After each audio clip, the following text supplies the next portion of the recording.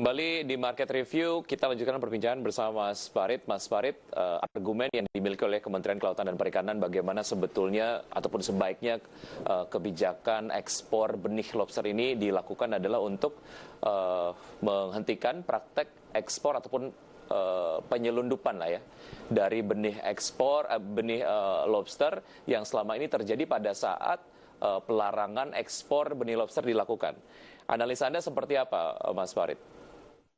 Ya, ekspor ilegal atau penyelundupan itu terjadi karena lemahnya penegakan hukum kita, Mas.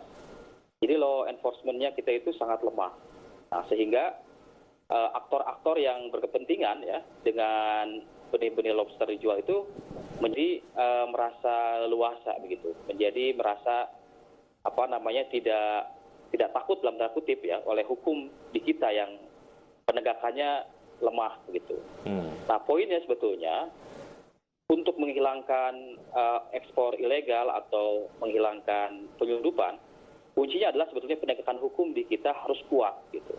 Nah, dalam konteks ini ya, lembaga-lembaga negara yang memiliki kewenangan atau memiliki otoritas itu sebetulnya perlu betul-betul melacak ya, memetakan selama ini aktor-aktor besar siapa saja yang diuntungkan oleh ekspor ilegal atau penyelundupan benih lobster yang sebetulnya secara ekonomi sangat besar gitu kalau itu dikelola dengan baik oleh negara. Nah, persoalannya karena di kita penegakan hukum lemah, maka yang terjadi begitu bebasnya penyelundupan atau ekspor ilegal yang terjadi selama ini. Ya, argumentasi tambahannya adalah daripada itu tidak memberikan devisa untuk negara, sebaiknya dibuka saja, jelas-jelas nanti ada penambahan devisa untuk negara yang lebih besar. Seperti apa, Mas Farid, mengenai argumen ini? Ya, itu yang justru kita pertanyakan. Kalau merujuk kepada data Bea Cukai per 12 Juli ya, ekspor pertama, itu bisa kita lihat misalnya. Pendapatan negara bukan pajak yang diterima dari ekspor lobster itu hanya Rp15.000 per 60.000 ekor. Jadi mau bicara pendapatan sebesar apa kalau negara hanya mendapatkan 15.000 Mas per 60.000 ekor benih. Yeah. Jadi menurut kami di dalam konteks penerimaan negara juga negara harus menurut saya harus merevisi itu payung hukum PNBP itu. Karena sangat-sangat merugikan negara, sangat-sangat merugikan nelayan, tetapi yang untung besar adalah eksportir, begitu. Ya, baik. Mas Farid, Kiara menilai bahwa bukan sebuah keputusan yang tepat membuka keran ekspor benih lobster jika kemudian tujuannya ingin memberantas penyelundupan benih lobster lah ya. Yang paling penting adalah bagaimana sebetulnya memecahkan itu ataupun mungkin mencari akar permasalahannya sampai betul-betul sumbernya di mana itu kemudian diperbaiki gitu. Nah, menurut Anda mana yang perlu diperbaiki? Artinya sudahkah dilakukan mapping mengenai mana yang kemudian dapat diperbaiki dari sisi pengawasan, termasuk juga mengenai pihak-pihak yang ya menurut temuan Kiara misalnya gitu memang terlibat dalam praktek penyelundupan benih lobster ini? Ya, yang pertama Mas, yang penting sekali dirumuskan ya oleh negara, oleh pemerintah adalah bagaimana kita membangun peta jalan ya, kedaulatan sumber daya perikanan ya, dari hulu sampai hilir. Nah, itu yang sampai hari ini belum ada. Kebijakannya terlihat masih tambal sulam ya. Gitu. Jadi peta jalan ini yang sebetulnya kita tunggu tuh. Jangan sampai di satu masa dilarang dengan sangat ketat, sekarang di masa yang lain dibiarkan dibuka dengan sangat lebar gitu. Jadi ini dari satu titik ekstrim ke ekstrim lainnya begitu. Nah, ini yang sebetulnya menurut kami juga satu ironi begitu ya. Seharusnya peta jalannya disusun oleh kementerian sekarang ya, dari hulu sampai hilir, sehingga ketika bicara nelayan sebagai produsen utama misalnya ya di tingkat grassroots itu sudah ada skema perlindungan nelayannya, skema perlindungan ekosistemnya ya. Bagaimana cara membudidayakan yang baik dan benar misalnya. Lalu di sektor katakanlah pembesarannya, lalu di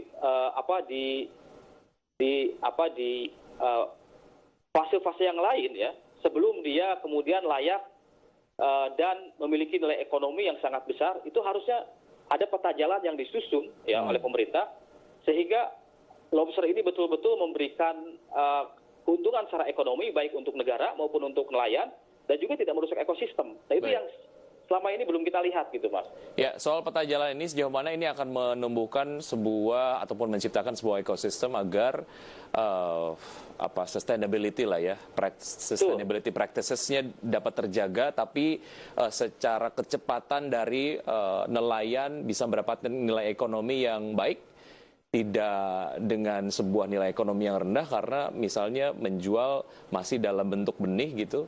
Apa yang bisa dilakukan supaya ekosistem ini berjalan, win-win solution lah ya untuk nelayan lokal dan juga stakeholders lain di perikanan di Indonesia?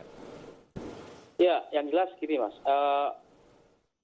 Yang pertama yang harus dilihat kalau kita bicara win-win solution, itu harus dipahami bahwa ya lobster dan sumber daya perikanan lain itu butuh lingkungan yang sehat, ya, butuh lingkungan yang sehat.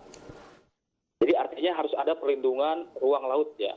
Lalu juga yang kedua, pemerintah itu memiliki mandat, ya, yang tercantum dalam Undang-Undang 7 tahun 2016, ya, tentang perlindungan dan pemberdayaan nelayan, pembudidaya ikan dan petambak garam.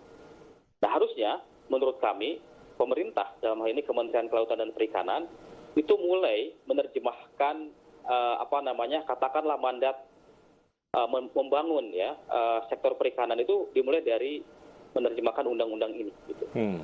Baik. Nah, karena sejauh yang kami lihat ya, mandat yang ada di undang-undang itu tidak dijalankan dengan baik oleh Kementerian Kelautan dan Perikanan. Padahal di dalamnya bicara nelayan, bicara pembudidaya, bicara petambak garam. Ya. Baik.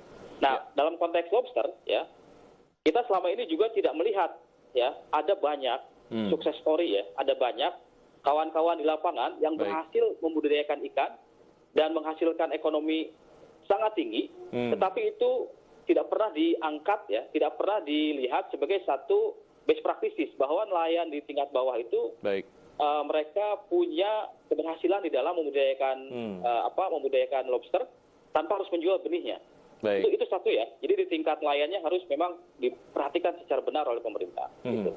Baik, ya Mas Farid, waktu kita sudah habis. Terima kasih sudah bergabung bersama kami di Market Review. Yang paling penting adalah bagaimana kita sama-sama menjaga agar nanti kebijakan-kebijakan yang dikeluarkan betul-betul memprioritaskan nelayan di tingkat bawah supaya kesejahteraan mereka dapat meningkat gitu ya. Mas Farid, terima kasih. Sampai jumpa di kesempatan berikutnya dan pemirsa tetap di Market Review saja, kami akan segera kembali.